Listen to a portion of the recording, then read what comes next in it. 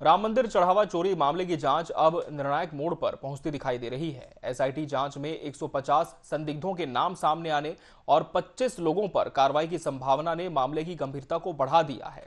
और जांच की आंच मंदिर ट्रस्ट के शीर्ष पदाधिकारियों तक पहुंचती दिख रही है। करोड़ों रुपए की बरामदगी और लगातार पूछताछ से ये मामला अब केवल चोरी का नहीं बल्कि जवाबदेही और पारदर्शिता का प्रश्न बन गया है। सोमवार को मुख्यमंत्री को सौंपी जाने वाली रिपोर्ट पर पूरे देश की नजर टिकी हुई है। तो अब से 2 दिन की बात और है पद्मा, जब मुख्यमंत्री योगी आदित्यनाथ के पास ये पूरी रिपोर्ट एसआईटी की पहुंच जाएगी। तमाम बिंदु जांच में शामिल कर लिए गए हैं। संदिग्धों से भी लगातार पूछताछ की जा रही है। फिलहाल देखना होगा कि जब 2 दिन के बाद रिपोर्ट सौंपी जाती है तब कार्रवाई की दिशा किस ओर अग्रसर होती है। बिल्कुल, तो एसआईटी की जांच जारी है और डॉक्टर अनिल मिश्र भी इस जांच के दायरे में है। और पद्मा, जिस तरह से कल हमने देखा कि जब मुख्यमंत्री योगी आदित्यनाथ इस पूरे चढ़ावा चोरी विवाद के बीच में अयोध्या दौरे पर पहुंचे थे, तब चंपत राय, जिन्हें हम लगातार स्क्रीन पर भी दिखा रहे हैं, उन्हें पूरी तरह से दूर रखा गया था उनके दौरे से। बिल्कुल, और 25 लोगों पर कार्रवाई के संकेत है। तो एसआईटी जांच में बड़ा खुलासा होने को है और पूछताछ किए लोगों पर नजर बनी हुई है।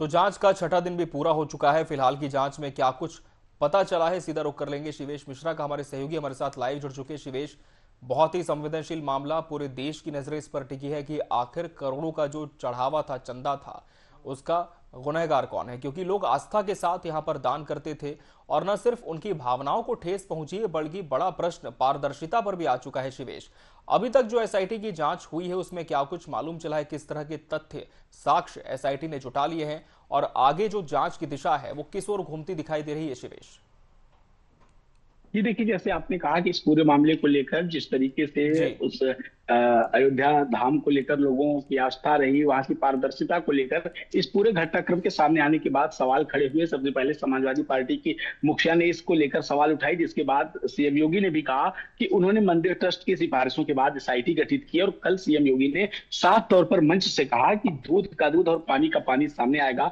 जो भी लोग दोषी होंगे उन्हें बख्शा नहीं जाएगा। उन्होंने कहा कि जब तक मामला सामने नहीं आ जाता अनर्गल टिप्पणी न की जाए। इसलिए उन्होंने मंच से विपक्ष पर भी निशाना साधा। उन्होंने कहा कि अब जैसे अयोध्या धीरे धीरे एक पहचान बना रही है, पहले अयोध्या की तरफ कोई नहीं आते थे, समाजवादी पार्टी पर उनका सीधा निशाना था कि अखिलेश यादव आज तक मंदिर दर्शन करने नहीं आए। और अब वो सवाल उठा रहे, जहां तक एसआईटी की जांच का मामला है, कई लोगों पर जांच की आज है तलवार लटकी हुई है कि जब एसआईटी अपनी रिपोर्ट सौंपेगी तो उसमें किन किन लोगों के नाम रहेंगे, क्योंकि कुछ बड़े नाम बताया जा रहा है कि इस जांच के दायरे में आ सकते हैं, जिससे पूछताछ होगी। जिन पर तलवार लटकी हुई है उन पर कार्रवाई होने की भी बात कही जा रही है। बिल्कुल शिवेश, जैसे कि जांच में 150 संदिग्ध और 25 लोगों पर कार्रवाई हुई है, तो क्या संभावना जताई जा रही है एसआईटी की इस खुलासे को लेकर? जी देखिए, खुलासे को लेकर जहां तक बात है, एसआईटी इतने दिनों से जांच कर रही थी। वहां एसआईटी ने लोगों से पूछताछ की। सीसीटीवी कैमरे को लेकर जिस तरीके की बातें हो रही थी कि सीसीटीवी कैमरा क्यों ब्रेक हुआ या फिर डीवीआर क्या हुई, सीसीटीवी फुटेज क्यों नहीं मिली, इन सब तथ्यों की बारीकी से एसआईटी ने जांच की है। कई लोगों से पूछताछ की है। एक नाम जो शुरू में सुर्खियों में आया है, चंपत राय से जुड़े हुए एक टिन्नू यादव थे, उनसे भी एसआईटी ने पूछताछ की। कई जगहों पर बताया गया कि कुछ कैश भी बरामद किया गया। तो इन सारे बिंदुओं पर एसआईटी ने से जांच की है। और जब एसआईटी अब अपनी रिपोर्ट सौंपेगी तो इसके बाद ये सामने आएगा कि पूरा मामला। सीएम योगी ने भी कल मंच से कहा कि एसआईटी की जांच पूरी होने के बाद ही दूध का दूध और पानी का पानी सामने आएगा।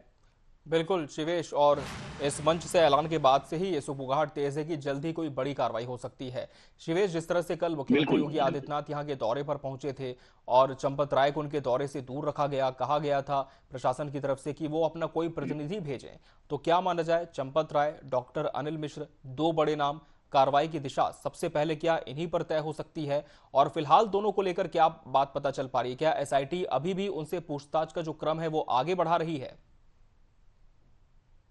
जी देखिए, सबसे पहला मतलब इस पूरे प्रकरण को लेकर जो वाकया सामने आया कि जब से जांच प्रक्रिया शुरू हुई तब से ही इन सारी नजदीकियों से चंपत राय और ट्रस्ट से जुड़े अनिल मिश्रा को दूर रखा गया। और जहां तक सीएम योगी के दौरे की बात थी तो ये सबसे ज्यादा सुर्खियों में रहा कि सीएम योगी के दौरे से चंपत राय को दूर रखा गया। उन्हें सख्त हिदायत दी गई थी कि सीएम योगी के दौरे के दौरान वो नहीं दिखेंगे।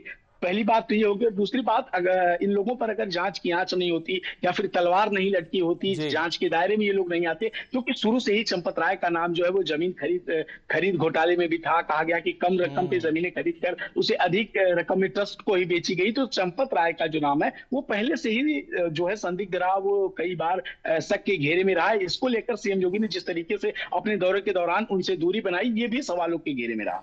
जी। बिल्कुल शिवेश, तो देखने वाली बात होगी कि आगे क्या कुछ खुलासे होते हैं। सबकी निगाह जो इस पे बनी हुई है। शुक्रिया शिवेश, तमाम जानकारी हमसे जुड़ने के लिए।